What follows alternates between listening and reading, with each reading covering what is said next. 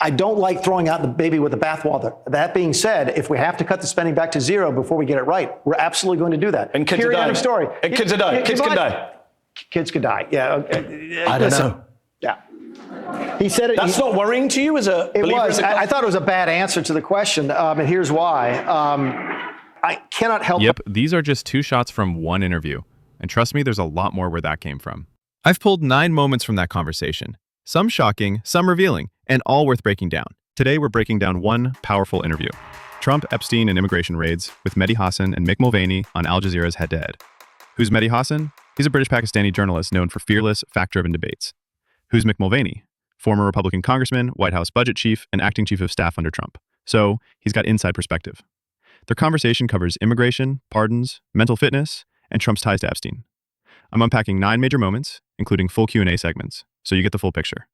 Let's dive in. Let's start with perhaps the most striking contradiction. Calling Jan 6 disqualifying, but still voting for Trump. Your own journey on Donald Trump, who you know well.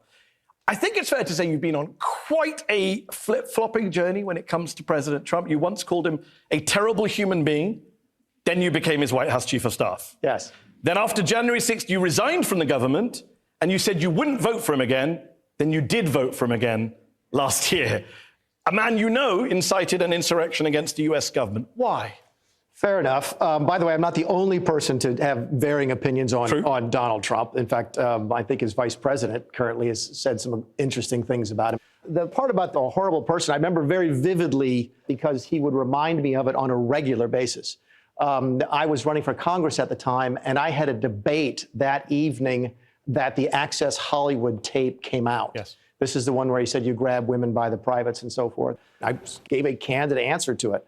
And he never let me forget it. By the way, the man's capacity for forgiveness is infinite. His capacity for forgetfulness is absolutely non-existent. I can tell you this, is I worked with him for 3 years.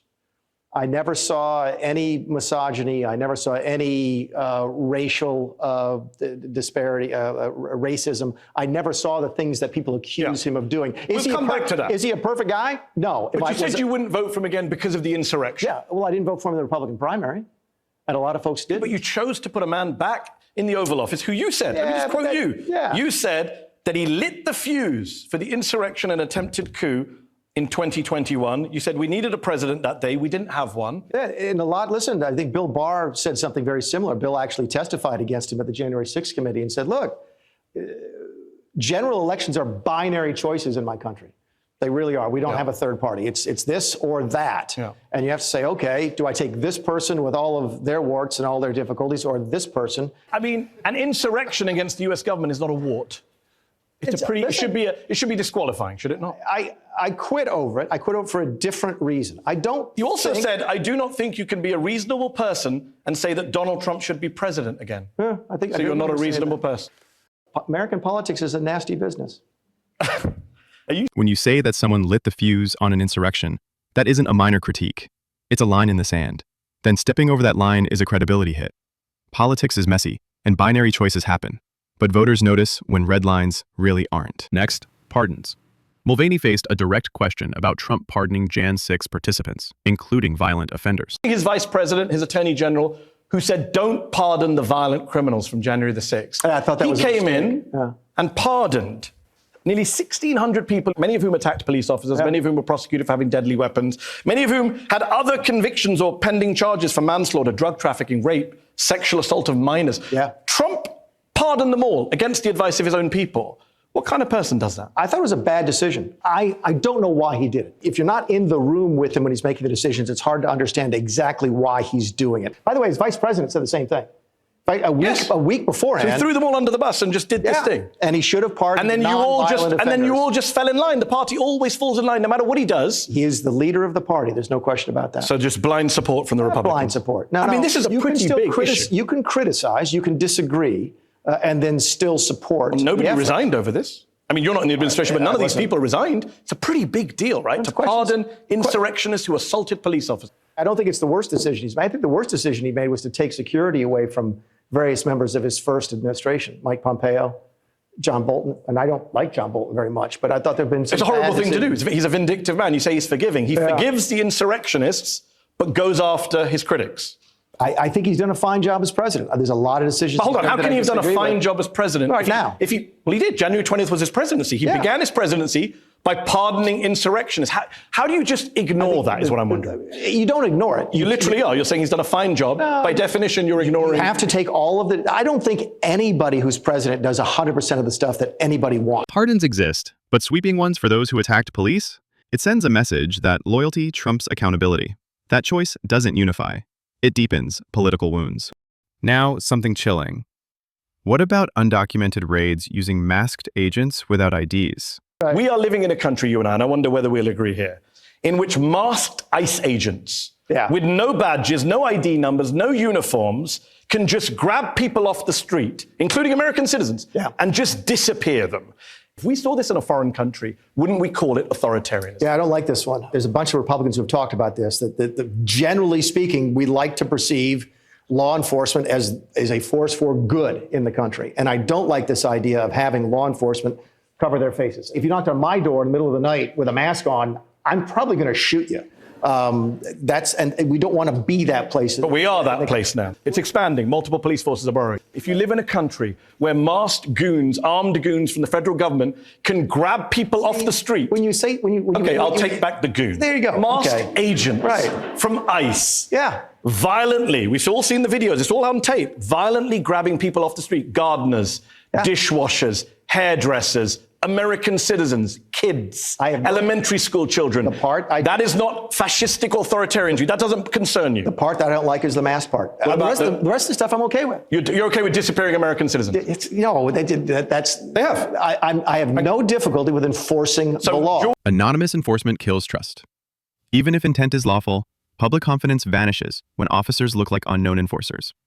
That's a slippery slope toward authoritarian tactics. Then there was this bizarre moment with a photoshopped MS-13 tattoo shown to the president on live TV. We mentioned Kilmar Abrego Garcia. He was the man sent illegally to El Salvador by the Trump administration. They tried to justify his deportation by saying he was an MS-13 gang leader. Trump put out a picture. He held up a picture of his knuckles showing MS-13 were photoshopped onto his hand. Terry Moran of ABC News then did an interview with Donald Trump. Remarkable moment, one of the most remarkable things I've ever seen in my life as a TV journalist. Trump held up this picture. And the picture was doctored. The picture's doctored, right? Trump insisted this was real. He insisted 7 times it was real. You were his chief of staff. How do you deal with that insanity? It's not. I don't consider it to be insanity. What do you consider it to be? Here's what I consider to be bad staff work. Absolutely. Someone brought that picture into the President of the United States and said, Mr. President, here's the information. Part of my job, by the way. Joking? No, absolutely. Let's talk seriously about what the role of chief of staff is. Is to make sure that the information that gets to the President of the United States is good information. Because there's a lot of crap information out there. And you cannot let that stuff get into the President of the United States. Someone gave him this and said, Mr. President, look at this guy's knuckles. But a good staff work would prevent that type of information from getting in front of the President of the United States. So I agree with you. A good staffer would prevent this from getting to him. They wouldn't have doctored the photo to begin with. Let's not even get into the dishonesty of this administration. But a sane human being would look at that and say, don't be silly, that's not a real picture. A 4-year-old child could tell you that that is a photoshopped image. The reporter tried to tell him it was a photoshopped image. He shouted at the reporter. He insisted 7 times that this was not photoshopped. If the head of the Department of National Intelligence brought me that photograph and said, this is a picture of the guy, who am I I would probably believe that. And after humiliating himself on national TV, would you not fire that person for giving you fake information? The White House just doubled down on the lie, which is what the White House does. If I found out the information was false, there would be repercussions, yes. If you were chief of staff at that moment? I don't like bad information getting in front of the President. But the current chief of staff doubled down on this. They've never apologized for this lie. He told on national television 7 times. A difference of opinion in how to handle the White House. But it was a lie he told 7 times. Based upon what you're showing me, I believe that to be the case. I've never seen the man's knuckles, but yeah. Hold on. Everyone here heard you say about 90 seconds ago, it's a doctored image. You and I agreed it was a doctored image. It does look to me like it's doctored. It is a doctored image. Everyone knows it's a doctored image, except Donald Trump. See, I'm the guy who normally calls Trump a liar, so he lies a lot. It's worse than lying. I think he actually believed this, which makes me worry about his mental health. If that image passed White House vetting, we're watching an information failure. Leadership means questioning what doesn't look genuine, not doubling down on it. Here's some trolling level commentary, Swift, clones, and 2 a.m. meme warfare. When Trump posts in May, has anyone noticed that since I said I hate Taylor Swift, she's no longer hot? What was he thinking? May I see it? and I'm looking for the timestamp on this, because the general rule of thumb is if it's between 11 o'clock in the morning and 7 o'clock at night, it's him at work with the team. This is 2 o'clock in the afternoon, which means this was run by a group of people. If you get a tweet from him at 2 o'clock in the morning, it's him by himself. What's he thinking there? I have no idea. There was a conversation for some reason in the Oval Office about Taylor Swift's impact. And that set something off. And that set something off. When he says, shares to his 10 million followers on Truth Social, he shared a post earlier this year saying, there is no Joe Biden. He was executed in 2020. He was replaced by a cloned double. What's he thinking there, Mick? I have no idea what he's thinking there. Does he think that Joe Biden is a clone? No, I don't think so. Why share that? It sounds playful, but when national leaders post these things, it becomes part of the political landscape. Memes might energize, but they also cheapen serious political discourse. Mulvaney even compared Trump's eccentricity to FDR. Things got strange fast. Two chiefs of staff under Trump 1 bought books about mental illness to help them understand and deal with Donald Trump. One was John Kelly, the other was Mick Mulvaney. Yeah. It's a fascinating story about how every president is different. The book was about Roosevelt, Kennedy, and to a certain extent, I used that to try and teach the people in the White House. Napoleon and Hitler were also chapters. Yeah, I don't remember those, right? Because again, they weren't presidents of the United States. And if you talk to other chiefs of staff, one of the things that we all share, every president is different from each other. Donald Trump is probably more similar to Bill Clinton than anything else. And Barack Obama is probably more similar to President Nixon. That's the personality that we're talking about. I do not think he's mentally ill. John Kelly, who was your predecessor as chief of staff, you mentioned other chiefs. He bought a book called The Dangerous Case of Donald Trump, written by a bunch of psychiatrists, to try and understand the president's psychosis. He took it back to the White House, which he called Crazy Town. So I do not believe, nor did I believe at that time, that Donald Trump was mentally ill. I was very clear in the book. I said, look, I'm talking about different conditions, not mental illness. John Kelly hated the president. Listen, I used to have a lot of respect for John Kelly, but you can't sit in the Oval Office and curse under your breath about what a horrible person you're working for. If that's the case, then you need to leave. And John Kelly just really, really, really despises Donald Trump. And but not based on the crazy stuff Trump's done? No, I think Trump never does anything. He's listen, no agency? Historical comparisons are risky. Today's stakes are bigger. Consequences are faster. Eccentricity in the Oval Office was once manageable, but modern media changes the game. One phrase landed deeply. Go back to where they came from. When you were chief of staff, Trump tweeted that Democratic Congresswoman Alexandria Ocasio-Cortez, Ilhan Omar, Rashida Tlaib, and Ayanna Pressley should go back and fix the crime-infested places from which they came. How is that not an inherently racist statement to tell a bunch of non-white American women, 3 of whom were born in the US, to go back to where they came from? And did you not call him out at the time, either privately, publicly, as his chief of staff? I'll tell you a story. When Charlottesville happened, I was in the Office of Management and Budget, and I had many number of people threatened to quit. I was doing a Sunday talk show someplace. I was in Maine, and we had to do it remote. And Charlottesville had just come out. This is where he was allegedly said there was good people on both sides. I'm walking out by myself, and a very imposing-looking African-American man followed me down the hallway by myself. And I'm like, what is going to happen? He's like, hey, Mulvaney, are you going to see the president later on? I'm like, yeah, I am. I think why? He goes, you tell him Ronaldo said hello. He's the best boss I ever had. I'm like, what is that? He goes, I was the cameraman on The Apprentice for 10 years. The best boss I've ever had. I've seen him interact with folks of all races. No, if you have a black friend, it doesn't mean you It doesn't. It doesn't. It absolutely, no, it doesn't. But that's not. When he tells non-white women to go back to where they came from, is that not racist? Who knows better about whether or not somebody's a racist? You or the person that might have interacted with him for 10 years who is a minority? Well, all the 4 women who got the racist abuse said he was a racist. And you don't think politics has anything to do with that? All right, how about all the black and brown people watching who have been told since they were kids, go back to where you came from playground onwards? It is the most racist insult known to black and brown people. I can't speak to that. I can you were chief of staff. I can speak to Donald Trump, not a racist. Hold on, you've told me earlier you know the job of chief of staff. I don't, so I'm asking. Yes. Is the job of chief of staff to say something when the boss puts out a racist tweet? Publicly, no, never. Privately, did you call him out and say you I don't talk about what I said to the president privately. You do. No chiefs of staff do. You do. Very rarely. It's funny, you can tell us a story about Ronaldo and you went and told the president and you've told us what the president said. Yeah. But when it comes to what he said about to you when you apparently may or may not have called him out for racism. I did not, let's be perfectly clear. I did not call him out for racism on this because I don't believe it to be racist. Why not? Because I know those people. Okay, what country is Ayanna Pressley from? I have no idea. She's from Cincinnati, Ohio. Okay. So what country is she from? She's American. So why did you say to tell her to go back to the country from which she came? Because this is how Donald Trump communicates. Genuinely, explain to me how telling a black woman born and raised in the United States by the way, to go back to the country she came from until you is told not me the racist. Story, I didn't even know she was a black woman. I don't know who she is. You I should probably work in politics more. You don't know who members of Congress are, senators are. All right. Alexandria Ocasio-Cortez. I could pick her out of a lineup. Where is she from? Is she Puerto Rican? She's born in New York City. Okay. And Puerto Rico is part of? Puerto Rico is a protector of the United States, and you are citizens. So which country should AOC go back to? She's American. So why did Trump tell her to go back to the country? I think maybe she should get her hell out of Washington, D.C. That's not what he said, though. Let me read to you. They originally come from countries whose governments are a complete catastrophe. Look, what is he talking about? That phrase has decades of racist history. Intent may not equal impact. Leaders must be aware. Their words echo far longer than intended. Budgets turn cold. Mulvaney said kids could die if USAID cuts continue, and he seemed okay with that. I don't like throwing out the baby with the bathwater. That being said, if we have to cut the spending back to zero before we get it right, we're absolutely going to do that. And kids are dying. Story. And kids are dying. Kids can die.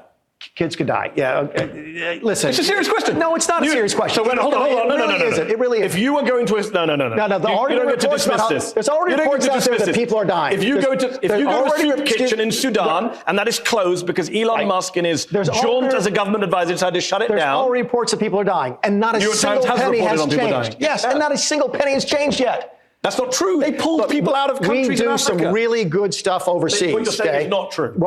The amount of waste, fraud, and abuse in USAID is stunning. No, it isn't. It's the same. Because Washington doesn't think like that. That's my point. You have to throw the baby out with the bathwater to get it right. You can get rid of fraud without shutting down kitchens in Sudan. Then you don't understand how Washington works. Cost cutting is important, but when you brush aside human lives, it becomes a moral crisis. Leadership should prioritize saving lives, not treat death as collateral. Finally, a single question. Is upholding the Constitution part of the job? He said, I don't know.